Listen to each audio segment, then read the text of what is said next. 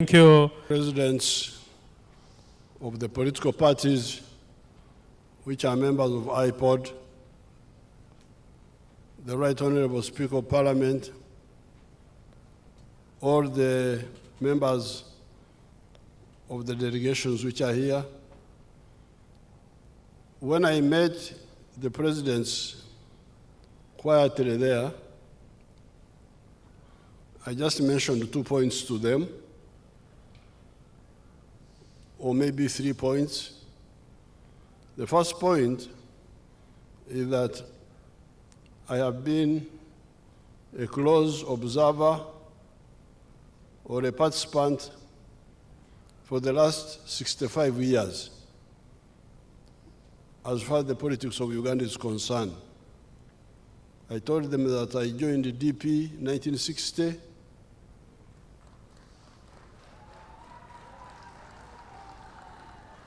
And I was a very active youth leader of DP. Then I joined UPC for 5 months.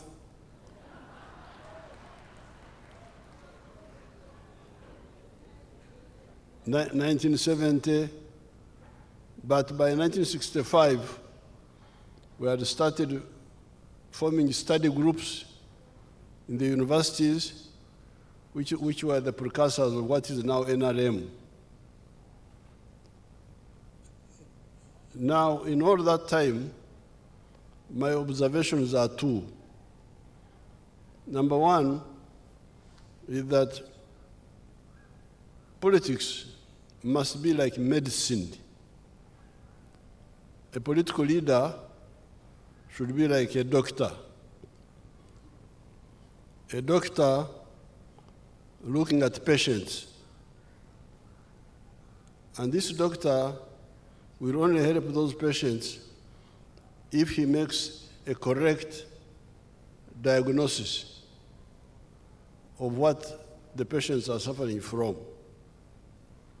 If he makes a wrong diagnosis and makes a wrong prescription, the patients will not get cured. They may even die. When it comes to society, it is the same process. You either identify the problems of the society correctly and apply correct answers, or you will not give them a solution.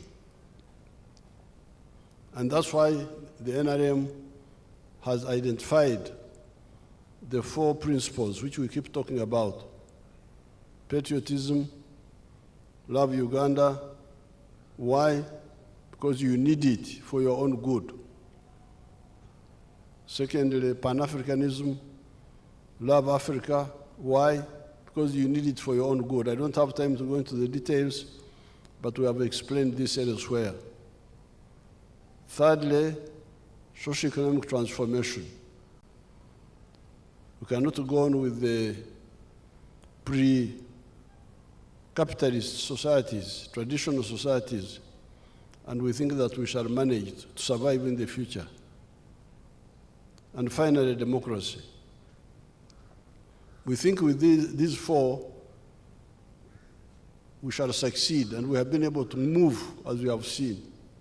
In the last 40 years almost, the NRM has been able to revive the economy of Uganda, and although we have still problems, but we are much stronger than we had ever been before. So that's the number 1. Correct understanding of the society. But secondly, if you have a different understanding, at least don't be violent. Don't use violence. Don't use subversion. Like the members here were saying, yes, they have got their different points of view, but let them express them peacefully, and then we see whether we agree or disagree.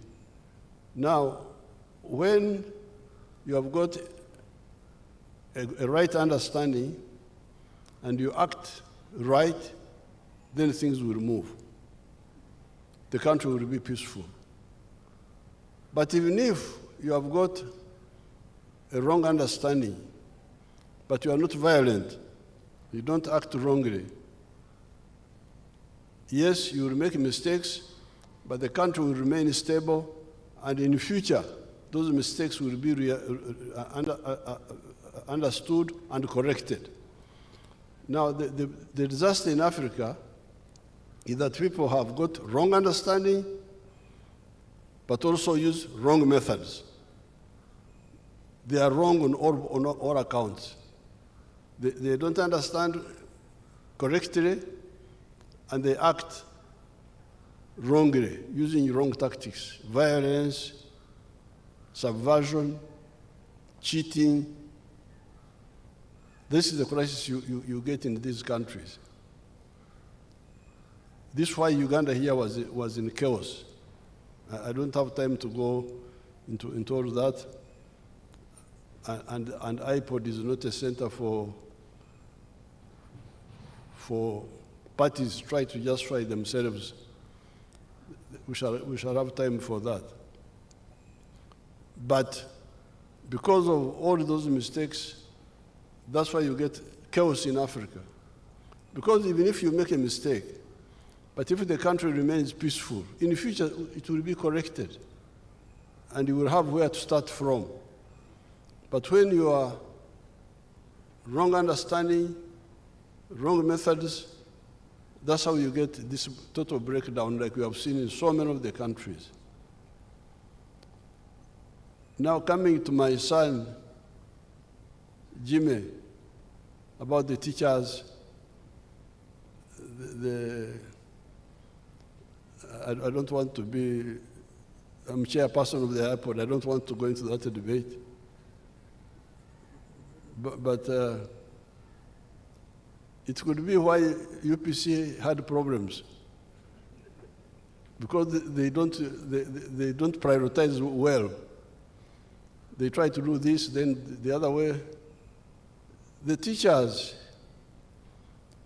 if we have money, we'd pay all of them well at the very beginning. But if we don't have enough money, why don't we start with the ones that are fewer, but also are very much required the stage where we are? Because you see,